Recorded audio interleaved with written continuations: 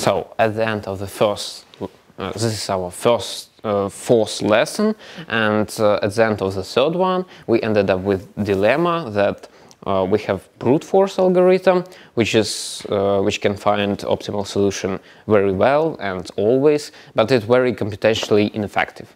And the second one algorithm is greedy algorithm, and if you have done homework well, then you could see that greedy with more and more number of cities. For example, if we are talking about traveling salesman problem, probability that greedy algorithm will find the best one solution is lowering and lowering down.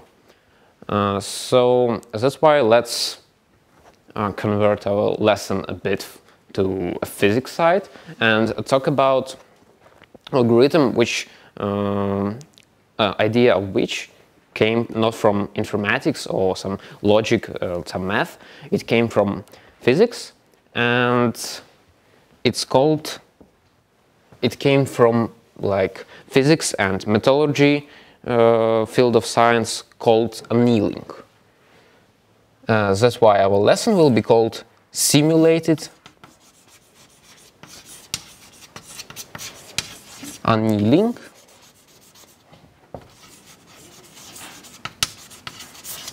And the second part will be libraries.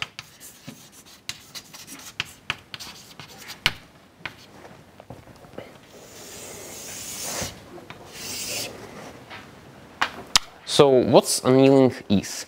Imagine a hot metal, which is where atoms can move quite freely because it can be called a liquid, and we have some atoms, and in normal state, if we are talking about metal, we have some atoms are usually placed at some special positions, and these special positions can form some quite beautiful geometrical forms. For example, this is the simplest one, where atoms are positioned in angles of square. There are different types of these forms, for example, like a hexagon, like a triangle pyramid. And let's talk about this one. So we have our metal, and it's liquid. That's why this is solid. This is solid metal. And in our liquid metal, atoms are like in liquid, their positions are pretty much chaotic. This is liquid metal.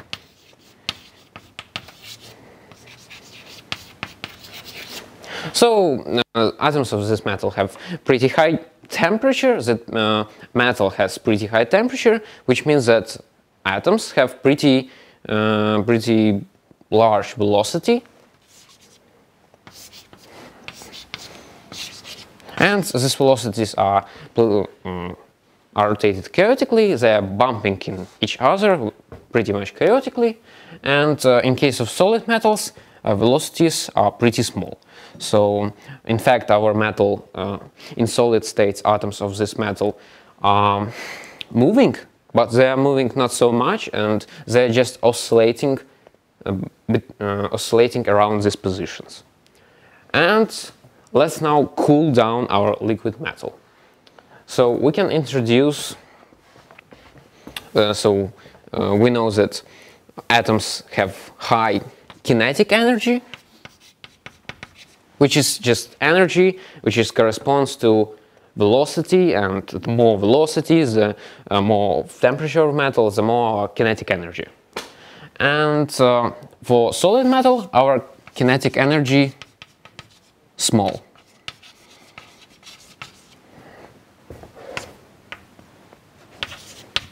And for liquid metal, it's big. And also, if we are talking about solid metal, why metal has these positions? Why atoms are always arranged in some special positions, and this order is so strict? Because we can talk about we can make an analogy, for example, looking at this atom. We can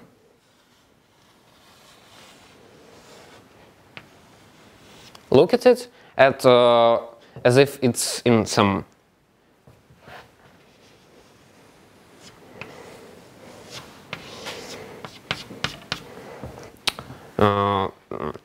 we can make an analogy that this is a higher place than this, and our atom is positioned quite deep, and that's why it's more energy beneficial for him for it to be there. And if this atom will move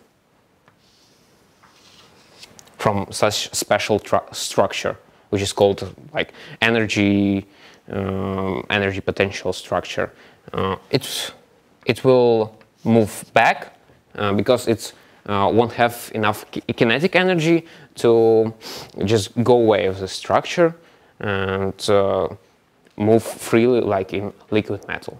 So this position is quite beneficial, and that means that if distances between atoms are strict and equal some number, then our arrangement is perfect and energy is minimized.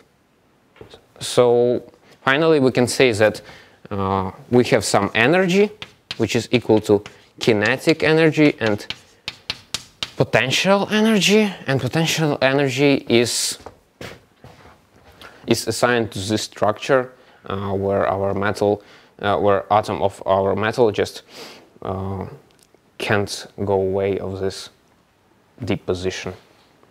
And if we are talking about physics, atoms of our metal will try to minimize our energy, and if we are cooling our metal finally, kinetic energy is just going down because we are cooling it, and potential energy is going down too, because if we are talking about that chaotic structure, then our distances between our atoms are not perfect one, and that means that potential energy is bigger than the minimal one. So what happens really during this process of cooling metal? It's just some transition state where we got this pretty much close to perfect structure, but we have there one additional atom, and potential energy of this atom is pretty high because it's between these four metals and they're repulsing each other, so they don't want this atom to be there. And what can happen? This atom can get quite big kinetic energy and just get off this structure, and then our structure will become like that. And in that case, potential energy will be smaller, because if we're talking about initial position, our atom was repulsed by 4 atoms, and now it's like repulsed by 2, or it can even go out of the structure, and then the structure will be perfect arrangement of metal. So we went from that position with high energy to position with smaller energy. However, this atom can find another perfect structure and bump in it, and the whole process will repeat itself. And that means that that we can finally reintroduce, and all these effects in physics were studied in 80s, and people used computer modeling for whole this process of annealing of metal. And this computer modeling then went into algorithm because people find out that we can minimize like energy of metal, but we can take the same algorithm, the same chaotic behavior of our atoms, which are cooled, and and finally we get perfect structure, and we can take that idea from nature and then implement it in coding. And in 80s they wrote an algorithm which is called simulated annealing, because it's not a real annealing, it's a computer one.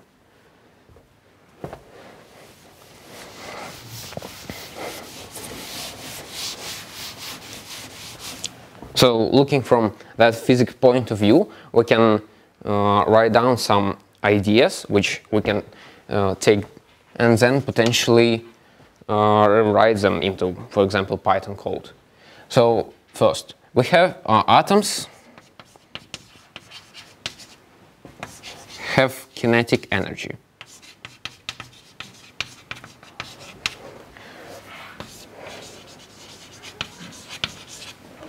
And this kinetic energy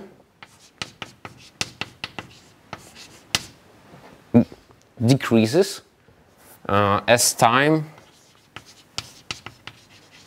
passes.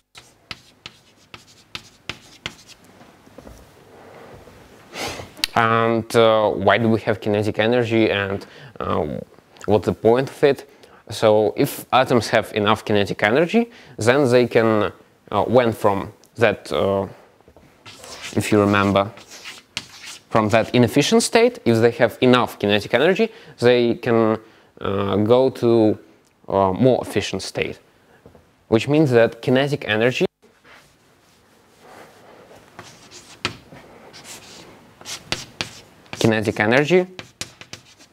allows transitions of metals, of atoms in metal, allows transitions.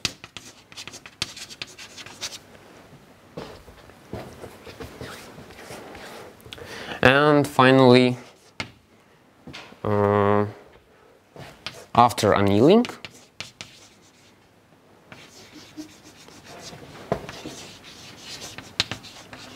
potential energy, because our kinetic energy just goes down to zero, but our potential energy becomes optimized. Yeah, potential is equal to minimum. So now I'll write down on that part.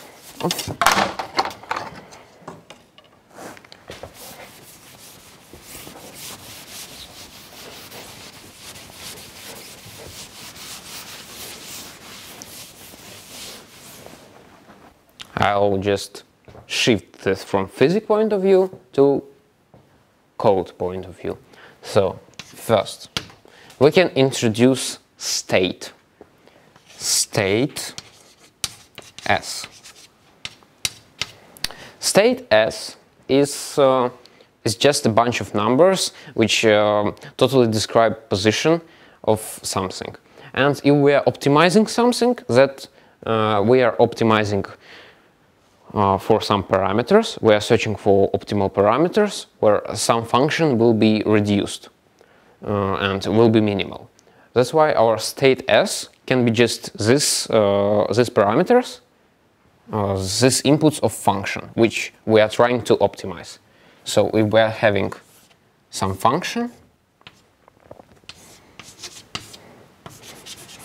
and we are searching for its minimum, then this function depends on state. So for example, if we are talking like about traveling salesman problem, our f function, it's just a distance, a total distance which our salesman will journey, and s is just a path or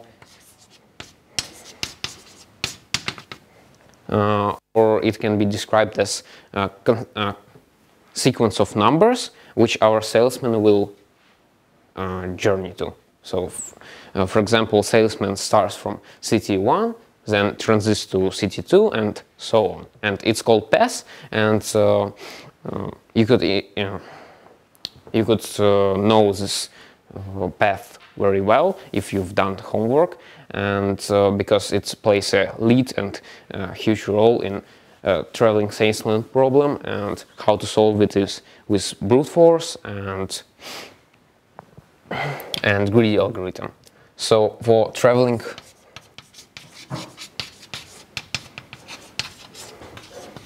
salesman, it will be a distance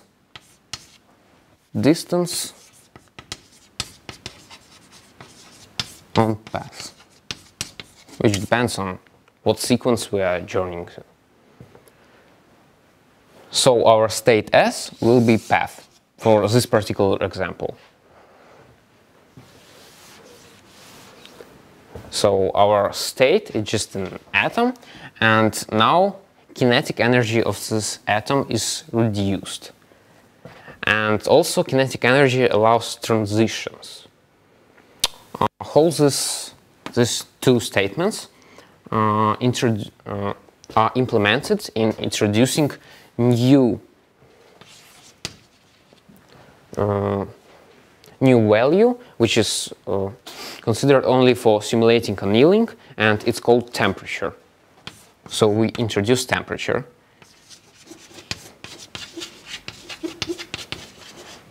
And temperature is denoted as T, and it's a one number. So our temperature is kind of kinetic energy, and in physics we have the same relationship. Kinetic energy is it is bounded with our temperature. Temperature is microscopic parameter, which we can observe by looking from macro world, from our point of view, and kinetic energy is really a kinetic energy of atoms, which we can observe if we are looking at physics of atoms and molecules. So we introduce temperature, and our temperature, the same way as kinetic energy, decreases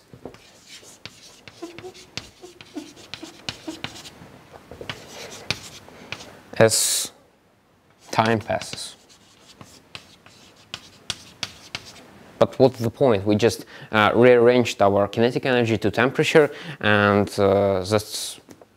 and in that case we are looking at statement number 3, which states that kinetic energy allows transitions. And that means that if we have high temperature, then we can quite freely transit from one state to another. And if we have low energy, then transitions are limited, and that can be rewritten as probability function. So we have some probability function which depends on S, it's our current state, and S nu, which is state or we are going to transit to, and temperature. So this is some function which depends on temperature and on how this current state and new state are correlate with each other. And so if our probability is bigger than some random number from 0 to 1, so this is our just function which generates random number. So if our probability is bigger than random number, then transit happens. Then in that case, S becomes S nu. And if it's smaller than our random number we generated, then transit doesn't happen. And why we used random number from 0 to 1? Because For example, take a look at example. If our probability number is equal to 1. In that case, 1 will be always greater than random number from 0 to 1, which means that our transit will happen always. And if our probability is equal to 0, then 0 will be bigger than random number. It won't be bigger than 0, and that means that our transit will not happen. And if probability is something between 0 and 1, then probability of transit is equal to number which our function p returns. So after we've defined what just this function does, let's introduce how we calculate this function. So we have, for example, our current state S, and we are considering if to transit into new state S new. And there can be two possibilities. First one, our function, which we are trying to minimize,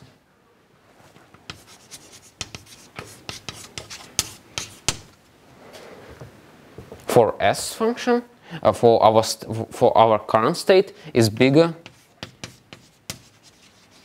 than for new state. In that case, we can just pick S new every time, because you are trying to minimize, and that's why it's better for us to pick a better candidate, because our function in new state will be smaller than our function in current state. That's why we are picking new number, as if in greedy algorithm we are picking it always. But if we are talking about greedy algorithm, what will happen in this possibility? In greedy algorithm, probability of picking the worst solution will be 0, and that's why our greedy algorithm just won't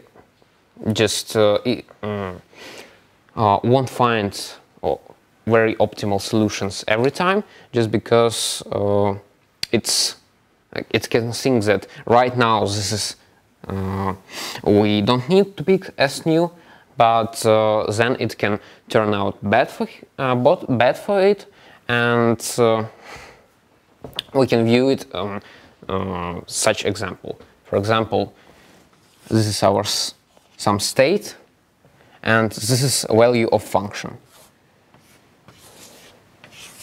Then we can choose to pick our state again, or we can move to another one. And then we can choose to pick again. So greedy algorithm will follow this line: pick 2, then pick 2 again. But it can happen so that after 1 we can get to 99, and in that case our just greedy algorithm just missed up opportunity to get the higher reward, and so that's why it will fail to find the global minimum quite often.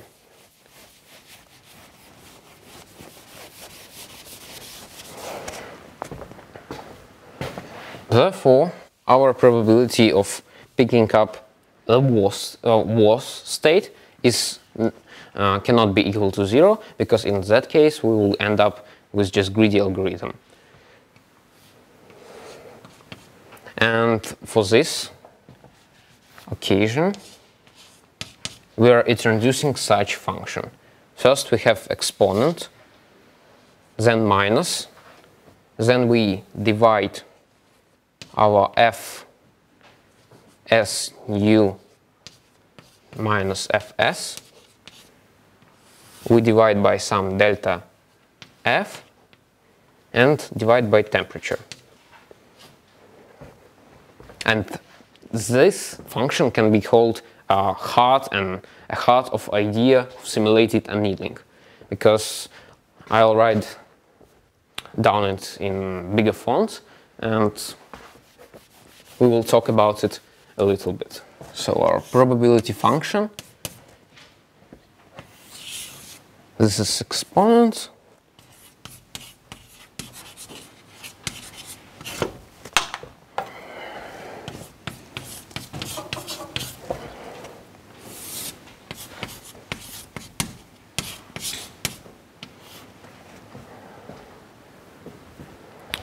and now let's consider it.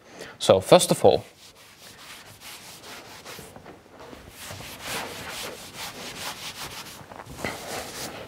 what happens if our temperature decreases?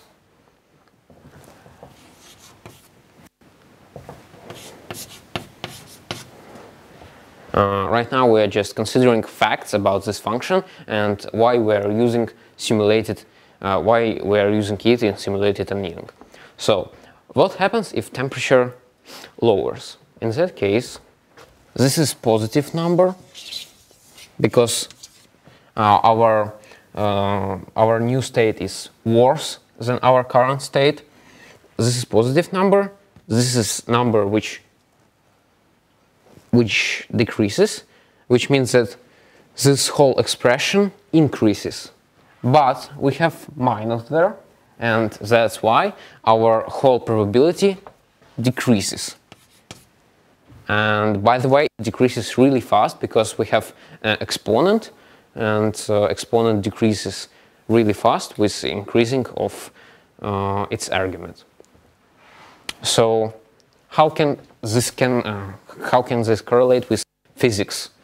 If we are talking about lower temperatures, then atoms have lower kinetic energy, and in that case they have lower probability to just transit to other state and try to understand if it's better for them or not.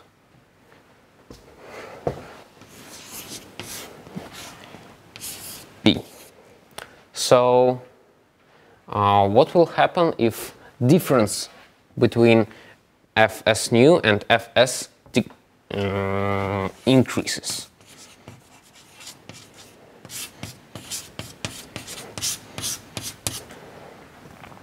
In that case, that whole expression without minus it increases, and that means that our exponent is decreasing. And why that? If we have very bad state, and then probability of transiting to it must be quite small, because we don't want to end up in some because it's not very beneficial for a system, and later if our system transits to our new very bad state, then it can spend a lot of time there, and it won't be effective for computer, and it really doesn't bring any much, because we already have quite optimal state, and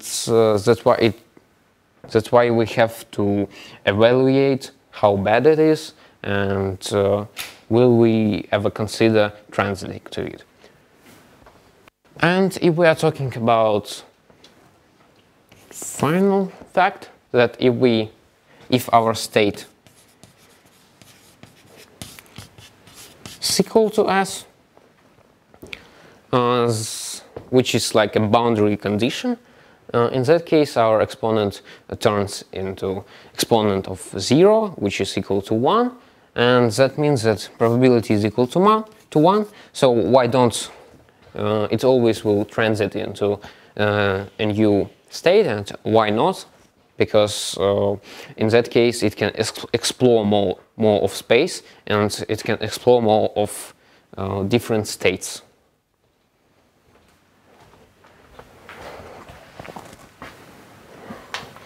So to sum up, if we are decreasing our temperature with time, our probability of non-beneficial transits decreases. If our new state is quite bad, then in that case, probability of transit is small too, and we are trying to explore more and more states, and that's why not to transfer to new state. And this algorithm is pretty simple to implement, and now let's look how it's implemented in Python.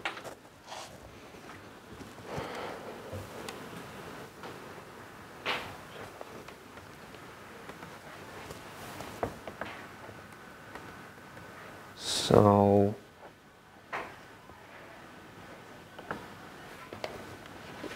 here we can see our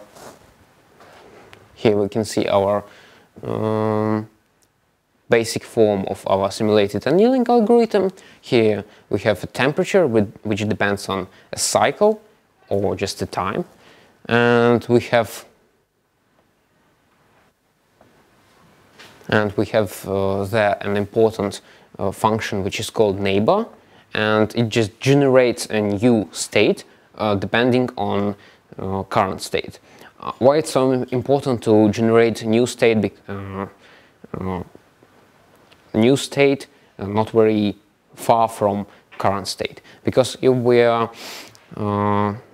will just generate some random numbers, then in that case it's just a random search, and we're just trying to search a minimum of our function by randomness. And if we're talking about simulated annealing, we know that atoms just cannot disappear in one place of metal and appear at another. They just transit, and the transit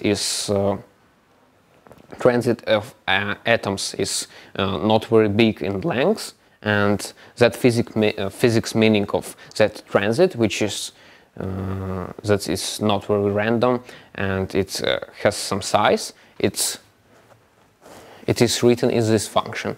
So what we will do when we are really implementing this Python, we will just take our transit our state, and then we will add or subtract some small random numbers, just to twitch it a little bit and just to change it.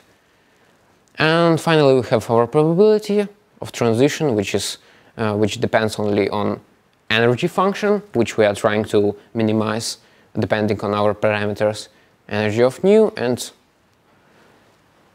that expression I talked about earlier. So these facts I called, and this is our formula, and what can be else said about temperature and how it should decrease. Some research, empirical research, states that temperature should change quite slowly, because if our temperature decreases very fast, then in that case our atoms just not have time to reorder and to transit into optimal states, and that's why in physics we anneal quite slowly, and the same goes for coding. In coding we have to do quite a lot of cycles, like 10,000 up to 10 million cycles to get our optimal state, or close to optimal, because simulated annealing is not a brute force, and that means that it's better than greedy algorithm, but it cannot find always optimal position like our brute force. But our brute force just cannot be applied because it's very computer inefficient, and we just don't have much time to do for it. And in case of simulated annealing, the more complex your system is the more parameters you have, and the more complex is state, the more iterations you need to get a better result.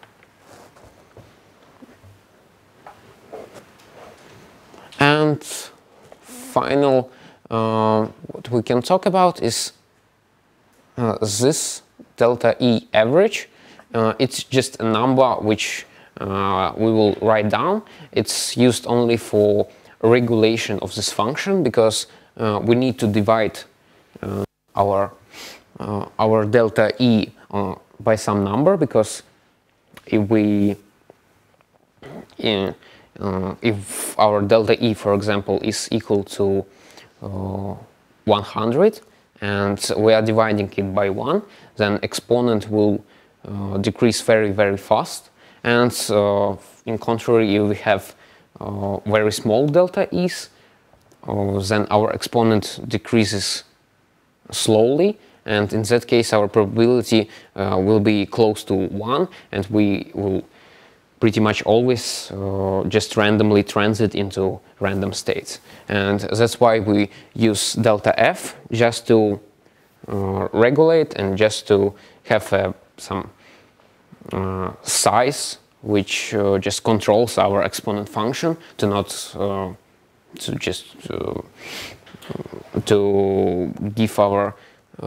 give probability solid results.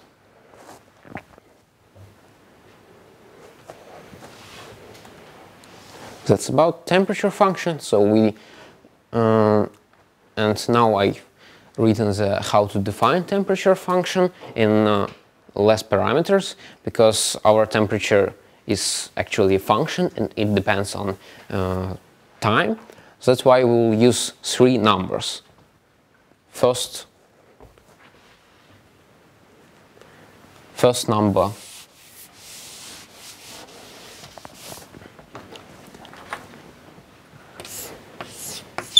will be initial probability of transiting when this expression is equal to delta F. So just T, and this is our initial temperature. And we have path probability, final probability,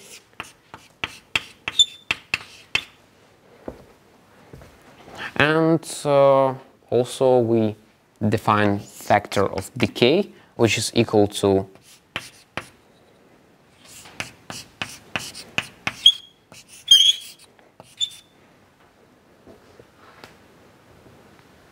and then when we are going to implement it in Python, we will just do a very simple procedure. We will start up with temperature is equal to initial temperature, and then each cycle we will have n cycles, and that's why we have square of n power there, and we will just multiply our current temperature by that factor of decay. And indeed, if we are doing n steps, then we will end up with our final temperature. And we can build up a graph of our temperature depending on our number of iteration, and it will be like that. So it will be actually close to our exponent, only with some coefficients behind. Only some coefficients behind our number of steps. And there we will have some final temperature, and this is our initial temperature. And because our number of steps is not infinite, we have to define not only our initial temperature, we have also to define our final temperature or probability, final probability, just to cut and end up with some iterations.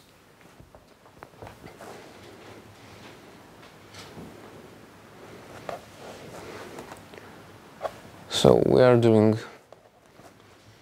that, and we get that our initial temperature, final temperature, rate of decay, and here we defined our initial probability, final probability, and number of iterations.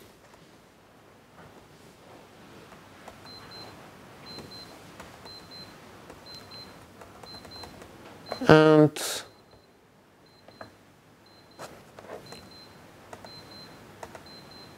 now we're going to talk about application it into traveling salesman problem.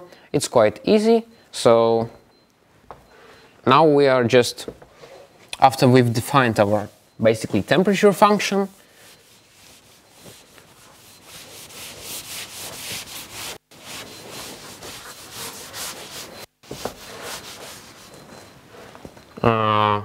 we define our temperature function by 3 parameters, and we define distance depending on path, our function which we are trying to minimize in previous lesson, and we even defined our probability function, and it stays the same for every problem which is solved by simulated annealing.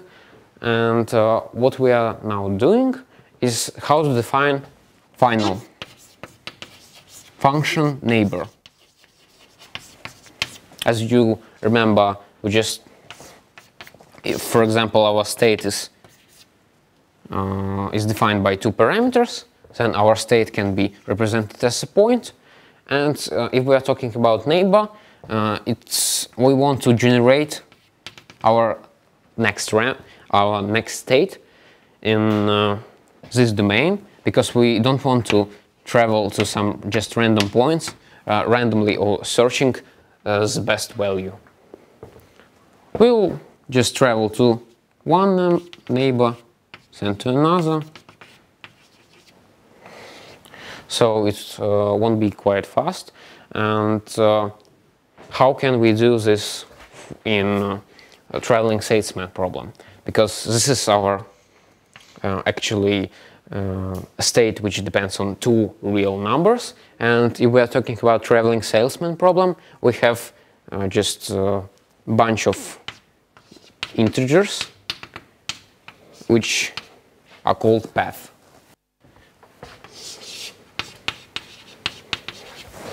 And so let's return to our geometrical meaning of traveling salesman problem.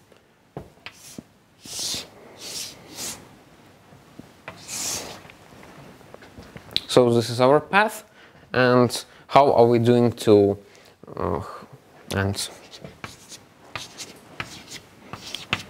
so for that occasion our path will be 1, 2, 5, 3, 4, and now we want to create neighbor, which won't be just a random arrangement of cities, a random path, and we will create it by just swapping to, for example, swapping 2 cities in this path. So we can end up with new path 1, 5, 2, 3, 4.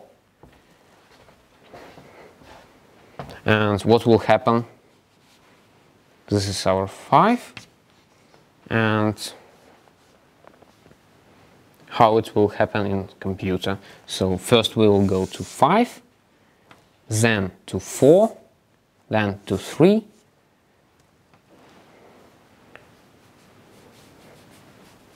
and voila, and this is our new path. And we can see that maybe this path is better, that's why we need to choose that one.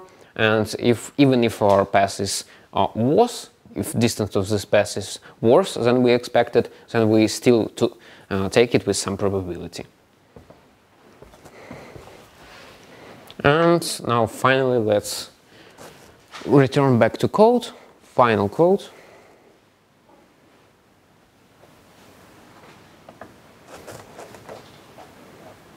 So this is our distance dictionary, some functions which we defined in previous lesson.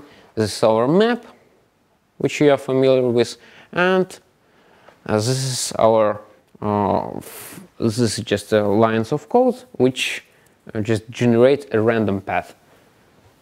what import random is, we will talk about in the second lesson, and you will have an opportunity to explore random library. So this is our distance, or our function which we are trying to minimize, and finally the code. Here we again define all parameters which we need for our number of iterations, and how to define our temperature function. And instead of swapping just two cities, I heard that actually swapping several cities is better, and this is just a simple function which will just take some array. So if we are having a bigger array, so it will just take, for example, this part, and it will swap it like that. And then the same, we're doing the same algorithm, nothing changed. We just changed a little bit our neighbor function because it gives from experiment better results than just swapping two cities. But it's not really different, and I explain first this more simple function and then this algorithm. And we're just calculating distances, and if our distance, we are also defining our delta d, which is just difference in distances between between two passes, and we also constantly writing down our average distance, which is just regularizing our exponent. And here we have some numbers. These are just current distances of current paths, and you can see that in general numbers are decreasing, but sometimes because of nature of simulated annealing we can end up with some worse solutions, then back to better one. And that's why if you're just trying to optimize function and find the best one, then you will have to do experiments several times, and also you may want to introduce some very simple improvement to this code. You just maybe you can have some list.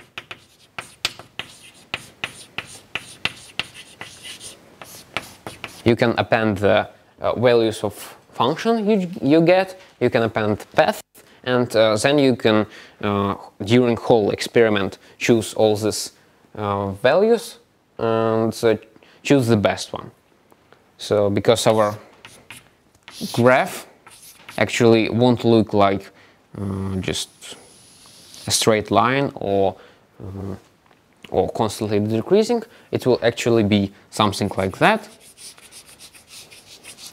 And you just can choose one value somewhere there, which is the best one and not the final one, for example.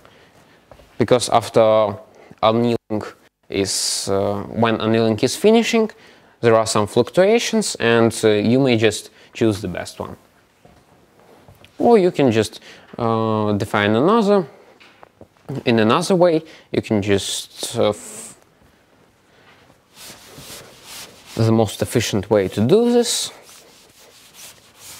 will be to assign some minimum value, and if our function is, if distance total distance of path is smaller than our minimum value, then our minimum value becomes this function. Very simple and very effective, and you'll end up with best solutions that our simulated annealing algorithm found during this experiment. And you may want to repeat this experiment over and over until you find what you want. But simulated annealing is not very likely to get you to the best one, like brute force, but it will get you to some quite optimal passes. Like you can see now, this is what we get. This is definitely not the best one, because we can change this edge a little bit, and this one looks suspicious, but it's much better than greedy algorithm, because as you can remember, there are like 45 cities, and in case of greedy algorithm, the solution was pretty bad, and it was obviously not the optimal. And this is quite optimal, and we can then consider it in future experiments. So, and now we can talk about another strength of simulated annealing, is that greedy algorithm worked only with discrete problems, because we have traveling salesman problem, very common discrete problem where we have just integers, the sequence in which our salesman is traveling, and greedy algorithm just cannot work for some functions, for example like parabola, because there are no integers, and there are also only real value numbers, and it just cannot pick some better one, not right now, because of nature of this algorithm. But simulated annealing can easily work with this, because as you remember, I even draw when explaining how we pick a neighbor and why it's important to pick a close neighbor. I draw it, and it works actually for two parameters, which are real value functions, real value numbers. So we can just have some function with real parameters, and then we don't even need to change our temperature function. We don't need to change our probability function. We will just change our neighbor function and how to find neighbor. So here we have some parameters. Let's, for simplicity, have 3 parameters. So and this will be our state. And then our neighbor function, which will return just new values of x, y, and z. It will just change our axis, x plus some random number.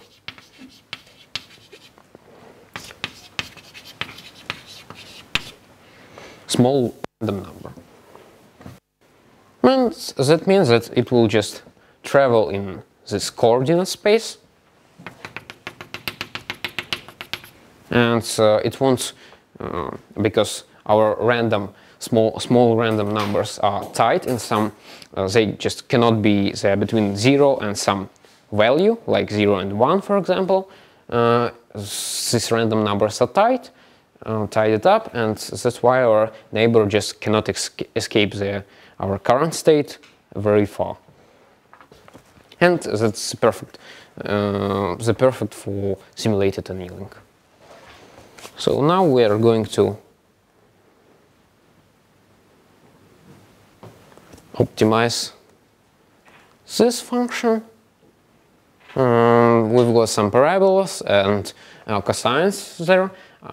As you remember, I talked in the second lesson that we won't explore cosines and sines, but we will instead use them to optimize our, not optimize, but to create our data which we want to optimize. And there are functions in Python, some libraries, and this is our graph of function. You can see that it's got several minimums. So this is the main one we are targeting for, and these are minimums too, but they are not global. And if we are talking about if we try to implement our greedy algorithm for real values, which we will actually do in next lesson, we will reincarnate our greedy algorithm for real values. You can see that if we are starting from this point, for example, our greedy algorithm will always end up in this point. It will be called a local minima, but it won't be a global one, which we are aiming for. And here is our code. It's not very different. And this is our code. So we have our delta is, delta E average, and we just a little bit changed our probability function, but in code, and its meaning stays the same. And it works. You can really just run this and see what values of x and y's you will end up with. Probably it won't be our global minima. Probably it will be global minima or some 4 close to it minimums, and it will just travel around this minimums. If we are talking about this function, which I draw, it looks like that.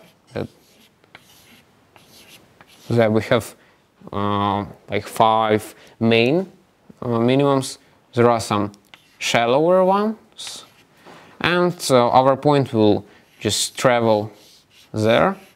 And first it will travel across whole board, but as time passes it will spend more time there, and probably it will end up there, or it can end up in 5 of local minimums, and that's why you need to run your experiment several times to see if it really works. And finally, to practice tasks, you need to rewrite code for real values, simulated annealing, into module. And what module is and library is, we are going to talk in a second part. And you're going to rewrite it a bit code, just for better understanding. And if you do homework, you will totally understand how simulated annealing work if you still have some questions. And there are some hints, and actually a new fact for you, that in Python you can have function, and its argument or input can be another function, and you'll explore it on your own, and you can see that it actually works. And that's for all for this first part of lesson.